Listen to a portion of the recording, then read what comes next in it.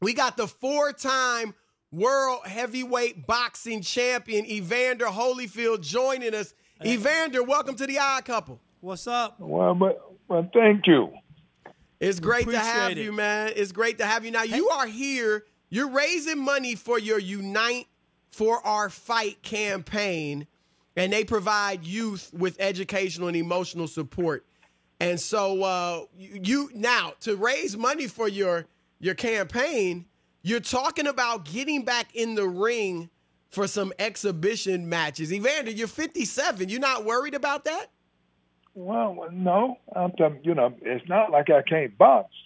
It's just the fact that, the fact of the matter is that, I was the kid that my mama said, you know what, the big part of being thankful is going back and giving yourself. And so each generation is supposed to get better. And so here I am. I'm the only 4-time heavyweight champion of the world that ever did what I've done. So, records are meant to be broken. So somebody has to tell the kids how to break the records. But this is how you prove this when you go and talk to the kids. The kids want to know, what did I do to become the heavyweight champion of the world? And the big things is things that you learn as a kid. If you don't get bad habits, you don't have to break no habits. So this is how you end up having a wonderful life. Evander, but hey, everything is commendable. I get all that. But do you really have to go back in the ring to be able to get that? They know what you've done, or they can see what you've done. Why even take a chance with your health to get back in the ring at this age? I'm not taking a chance with my health. The thing is that I wasn't in good shape. I'm just, and pretty much the people that I'm gonna have, competition with, is gonna be people just as old as me. So the thing is, not like I'm jumping there with 19 and 20 years old. Right. Well, Evander, there, who else announced his comeback is a guy you beat twice, Mike Tyson. People are talking about, are we going to see Holyfield Tyson 3? Oh, God. Is that something you would want to happen? And even, go ahead, is that something you'd want to happen? Well, the thing is, my own thing is, I don't mind sparring with Mike. This is what we did before we even got in the ring. A lot of times, you spar, you learn. This is how you learn how to box and by sparring.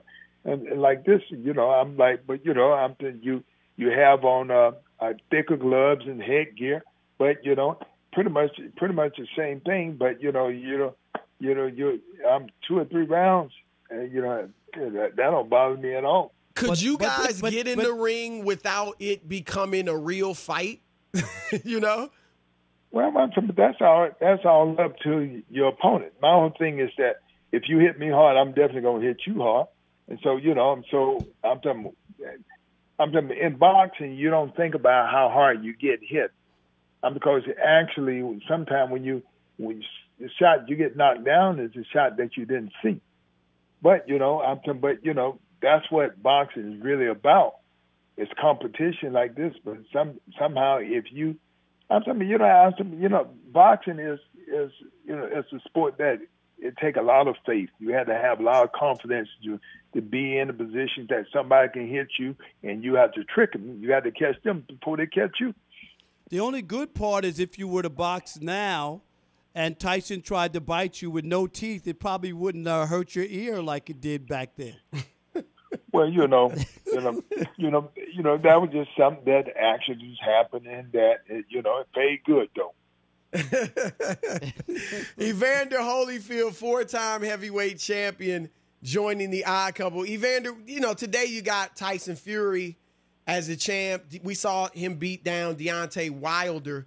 Wilder had ruled the heavyweight division, but I didn't see in him, even before the loss, the skills that you had, and even Tyson and Riddick Bowe, and, go back to Ali and Frazier. Like, he just seemed like a guy that had a great right hand, but I didn't see the boxing skills. How do you think he would have fared with you guys back in your era? Well, the thing is that we had one of the best eras that in the competition. I'm saying even if you look at, I'm saying in the 90s, that actually the mid 80s and the 90s, our Olympic team won 9 gold medals, 1 silver, 1 bronze. Everybody won medals, and so in the next year it was about 6 medals, and like this, I'm like for 3 Olympics in a row, we dominated because what happened, like when we had the Olympics in the United States, they wanted us to do real well, so they put us together and we trained for about 2 years together, and this is the reason why we won a lot of medals. We came together. When you start hanging out with people, you start picking up good habits. Evander, this is I wonder if you still remember this. You came to Detroit. This is back in the early 2000s, and I had a local TV show, and you came on, and we did an interview with you. And for being a guest on the show, we gave you this beautiful leather jacket. Do you remember that? It was a Pele jacket. Yeah, I do. In Detroit. Yeah. I always remember that. Yeah. It was really like a really special. But, man, it's great to have you back out here active. I don't know. I'm kind of mixed. I'm torn. I'm going to be honest. I don't know if I want to see you back in the ring. But if you feel good and you think you can go out there and have a little fun and not get hurt, then who am I to say? You know yourself better than me. Have people called up and tried to talk you out of this, or have most people been supportive for your idea of fighting? Well, you have both ways, because a lot of people, but I'm one of the type of people from the time that I was a kid. There's always somebody gonna have things to say. You can never be it. Now, because I've been boxing ever since I was 8 years old, and so I'm a student of the game. Now the first person when Rocky was boxing, when Rocky did his movie, and I was pretty good, and I was running, and then the people told me I couldn't be good because I ain't white. Because I'm in the black neighborhood, Then all of a sudden, so I remember even going to school, the teacher saying, I had good teeth. My teacher told me, why you want to get your pretty teeth knocked out? Why you want to get in this boxing? I said, and I told her, now somebody get their teeth knocked out, gonna be theirs. I said, yeah, I'm very good. But they didn't know because they didn't go to the fights.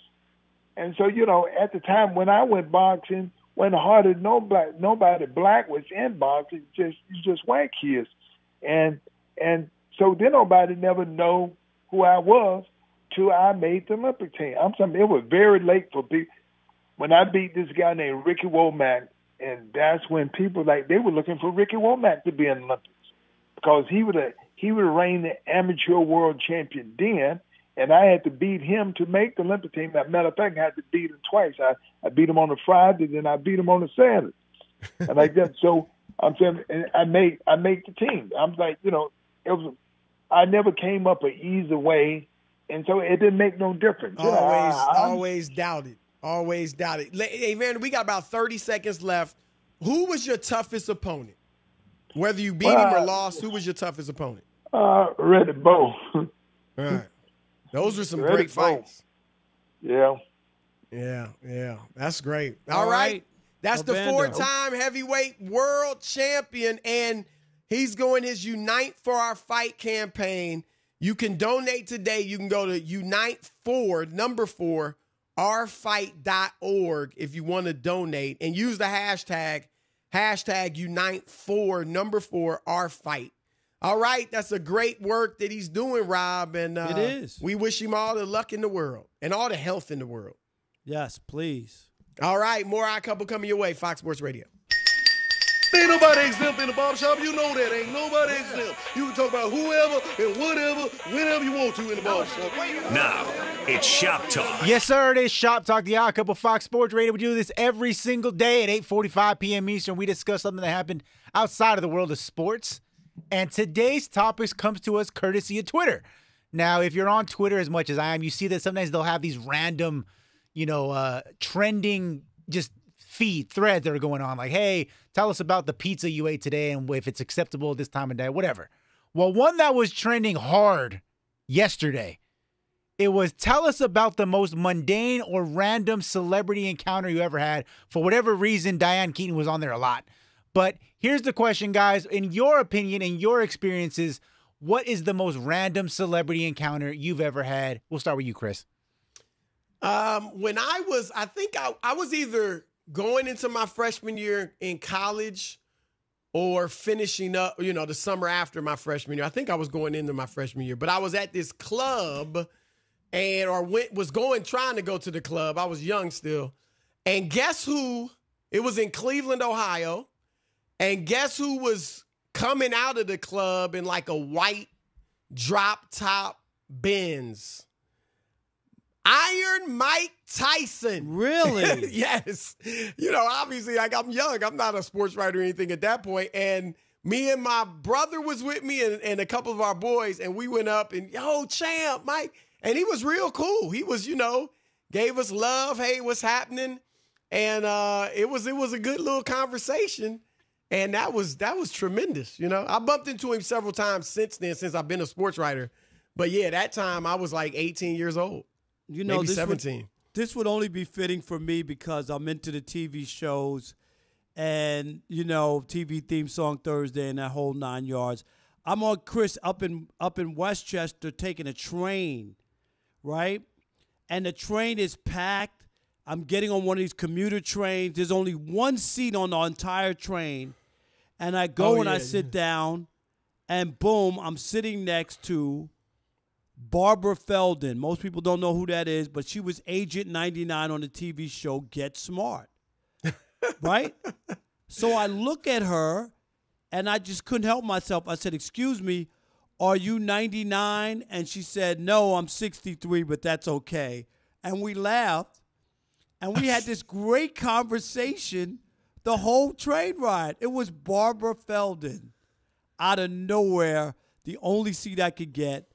And she was really, really cool. So I thought you were going to say Spike Lee, your Spike Lee story. Oh, Spike Lee was on the train, right. Taking the train. That's the other train story. That's right.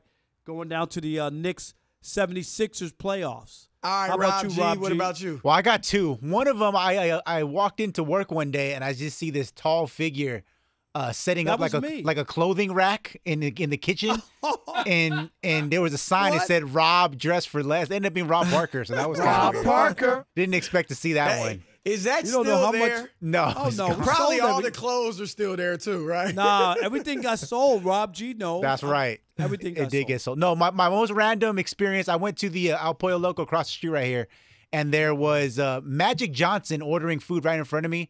And at El Pollo Loco? Right across the street? It's called El Pollo Loco, wow. Chris, but yes. El Pollo. And Pollo. Yes, Pollo.